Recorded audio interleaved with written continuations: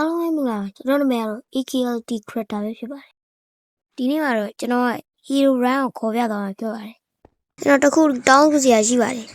ကျွန်တော်ဗီဒီယိုကြည့်ပြီးရင် like and follow လေးလုပ်ဖို့ပဲဖြစ်ပါတယ်ဒီဗီဒီယိုမှာတော့ကျွန်တော်စကင်မထည့်တာလို့ကျွန်တော်နည်းနည်းတော့သိခဲ့မိပါ Okay ဒါဆိုရင်ကျွန်တော်တို့ဗီဒီယိုလေးကိုစလိုက်အောင် Okay ကျွန်တော်တို့ Hero Run ကိုခေါ်ဖို့အတွက်12 seconds later. ရှာပြီးဘီလီရှိုးလိုက်လာသေးလားHero Run ဘာလို့လာသေးလားဘာလို့တက်ရှိုးကဟာယောဟိုဘေးမှာပဲပါငါတွေ့ရတော့မီးပြီးရောအကောင်ရောဘယ်ပြီးမှာဟာ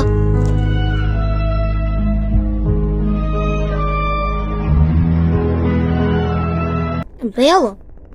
အစွမ်းနာမှာတွေ့သေးပါဟာယော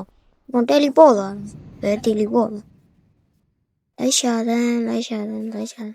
ဘယ်နားမှာရှိတာလဲဟာယောနွားဘာဖြစ်ဟာအေးယိုဒါမူမမောင်းတော့ဟာဟီရိုဘရန်လောက်ထားလားဟာယောအောက်လည်းဝင်ငါလည်းဘာလို့မလုပ်တော့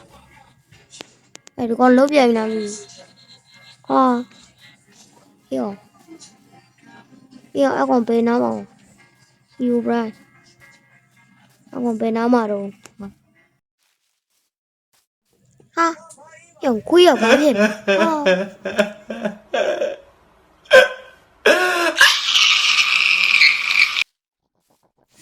ီကောင်ခွေးကိုဘာလုပ်ပြတာတော့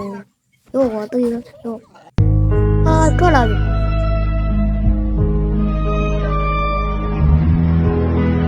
အဲ့တော့ဒီနေ့ဗီဒီယိုလေးတော့တော်ပါပဲနော်